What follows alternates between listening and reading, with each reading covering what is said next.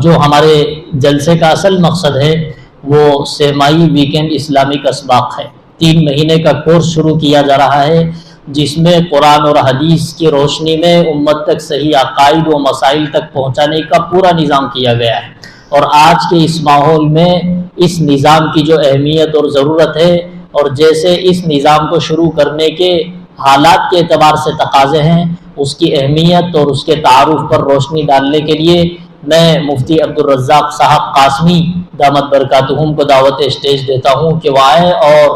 اس عنوان کے تعلق سے اس کا تعارف پیش فرمائے اور اس ماحول میں اس کی افادیت اور ضرورت کو ظاہر فرمائے۔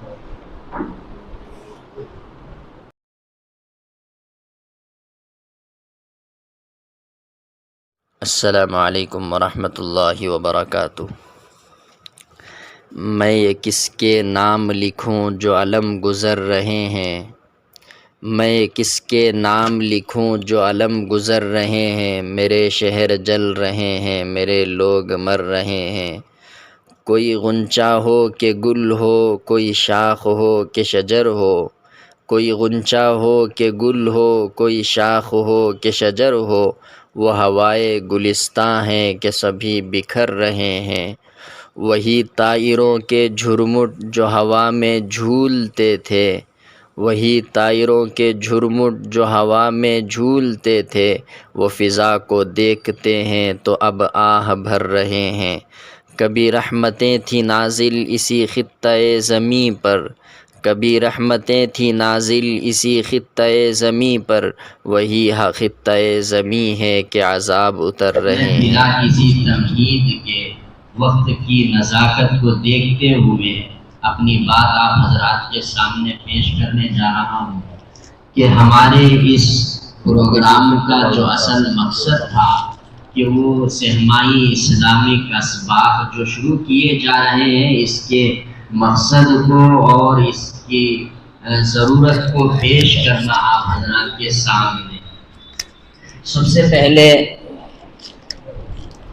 سے پہلے حالات تو ہم سب کے سامنے عیاں اور بیاں ہے، اس کو واضح اور بیان کرنے کی ضرورت پیش نہیں ہے۔ ابھی ہم سب دیکھتے ہیں کہ دنیا بھر میں کیسے حالات آ رہے ہیں، کبھی دنیاوی اعتبار سے کسی پر حالات آ رہے ہیں تو کبھی دین پر حملہ کیا جا رہا ہے، ہم سب اس سے واقف ہیں۔ تو اب ہم دنیاوی معاملات میں ہم پر حالات آئیں یہ ہمیں برداشت ہے، ہم سے ہمارا مال و متاع چھین لیا جائے یہ ہمیں برداشت ہے، ہم سے گھر بار چھین لیا جائے یہ ہمیں برداشت ہے، لیکن ہم سے ہمارا دین چھینا جائے یہ ہمیں برداشت نہیں ہے۔ تو سب سے پہلے ہم دیکھ رہے ہیں کہ کبھی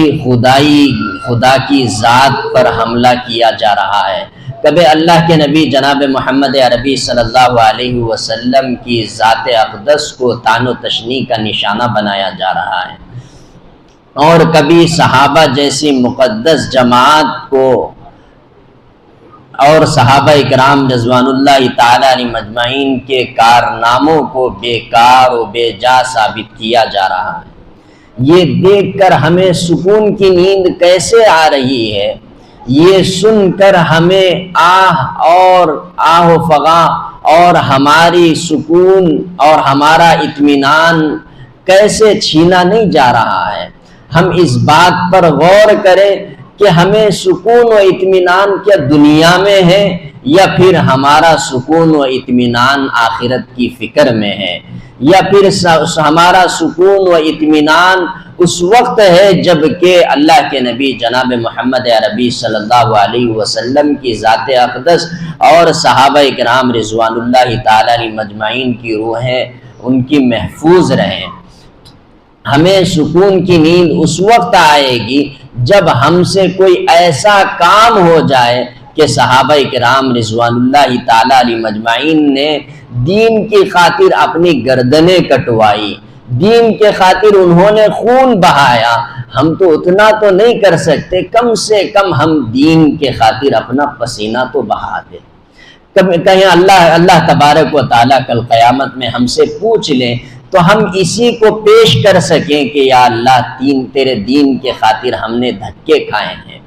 آج حضور صلی اللہ علیہ وسلم کی ذات کو نشانہ بنایا جا رہا ہے، کبھی خاتم النبیین اللہ کے نبی صلی اللہ علیہ وسلم کے آخری نبی ہونے کا انکار کیا جا رہا ہے، اللہ کے نبی صلی اللہ علیہ وسلم کے احادیث مبارکہ کا انکار کیا جا رہا ہے، کہیں امام مہدی کا دعویٰ کیا جا رہا ہے، کبھی حضرات صحابہ اکرام رضوان اللہ تعالیٰ علیہ مجمعین کے افکار و نظریات کو بے جا اور لغو قرار دیا جا رہا ہے۔ تو ایسے حالات میں ہم پر ضروری ہے کہ ہم ایسی چیزیں قرآن و حدیث کی روشنی میں سیکھیں اور حاصل کریں جو ہمیں فائدہ پہنچا سکے، جو ہمیں غلط راستے پر لے جانے سے ہمیں روک سکے۔ صرف اتنی تعلیمات، کیونکہ اللہ کے نبی جناب محمد عربی صلی اللہ علیہ وسلم نے ارشاد فرمایا طلب العلم فریضۃ علی کل مسلم و مسلمہ، کہ ہر مسلمان مرد عورت پر اتنا علم حاصل کرنا فرض عین ہے کہ جس سے اس کو حلال و حرام کی پہچان ہو جائے، دین اس سے محفوظ ہو جائے۔ اگر ہم اپنے دین کی حفاظت نہیں کر سکے تو دور نہیں ہے کہ ہماری نسلیں غیروں کے ہاتھ میں چلی جائیں اور ہمارے نسلیں مرتد ہو جائیں۔ ہماری آنکھیں دیکھ رہی ہیں کہ ہمارے قوم کی بیٹیاں اور ہمارے قوم کے بچے غلط خیالوں، غلط افکار و نظریات اور غلط مذاہب کی طرف رجوع ہوتے جا رہے ہیں۔ تو کل قیامت میں ان سے سوال نہیں کیا جائے گا، کل قیامت میں ہمارا گریبان پکڑا جائے گا کہ تم نے ہمیں سیدھی راہ نہیں دکھلائی، تو ہم راہ بھٹک گئے۔ تو ہمارا جواب اس وقت یہی ہوگا کہ ہمیں خود معلوم نہیں تھا، ہم آپ کو کیا بتا سکیں۔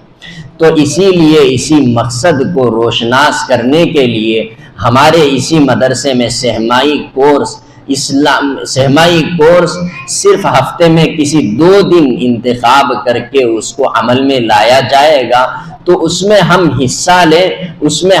میں داخلہ لیں، اس وجہ سے کہ ہم دین کی خدمت گزار بن جائیں۔ اگر ہم دین کے خدمت گزار نہیں بن سکتے تو کم سے کم اتنا تو